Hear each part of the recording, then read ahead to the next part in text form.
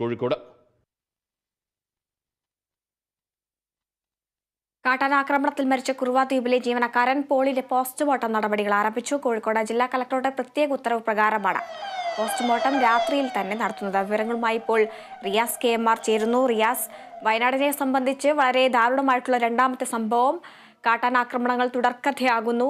ഇപ്പോൾ മരിച്ച കുറുവ ദ്വീപിലെ ജീവനക്കാരൻ പോളിന്റെ പോസ്റ്റ്മോർട്ടം നടപടികൾ എങ്ങനെ പുരോഗമിക്കുന്നു? ഇന്ന് രാത്രി തന്നെ പോളിന്റെ പോസ്റ്റ്മോർട്ടം വേണമെന്നൊരു ആവശ്യം പോളിന്റെ ബന്ധുക്കളും ഒപ്പം തന്നെ നാട്ടുകാരുമെല്ലാം തന്നെ ഉന്നയിക്കുകയായിരുന്നു. അതിന്റെ അടിസ്ഥാനത്തിൽ panchayat president Sultan Bathery MLA കൂടിയായിട്ടുള്ള IC ബാലകൃഷ്ണനുമായി ബന്ധപ്പെട്ടു. അദ്ദേഹവും ഈ പഞ്ചായത്ത് പ്രസിഡന്റും എല്ലാം തന്നെ ചേർന്ന് വയനാട് കളക്ടറെ ഈ വിവരം ധരിപ്പിച്ചു. ആ ഒരു ആവശ്യം അവർ ഉന്നയിച്ചു. അതിന്റെ അടിസ്ഥാനത്തിൽ വയനാട് കളക്ടർ ഈ പോളിന്റെ മൃതദേഹം ഇപ്പോൾ ഉള്ളത് കോഴിക്കോട് മെഡിക്കൽ കോളേജ് മോർച്ചറിയിലാണ്. അതുകൊണ്ട് തന്നെ അതുമായി ബന്ധപ്പെട്ട അധികാര പരിധി എന്ന് പറയുന്നത് കോഴിക്കോട് ജില്ലാ കളക്ടറുടേതാണ്. ഈ ഒരു ആവശ്യം ജില്ലാ കളക്ടറോട് ഉന്നയിക്കുകയും ചെയ്തു. അങ്ങനെയാണ് കോഴിക്കോട് ജില്ലാ കളക്ടർ സ്നേഹിൽ കുമാർ സിംഗ് ഇപ്പോൾ നമ്മുടെ കൂടെ MLA IC ബാലകൃഷ്ണൻ ചേരുന്നുണ്ട്.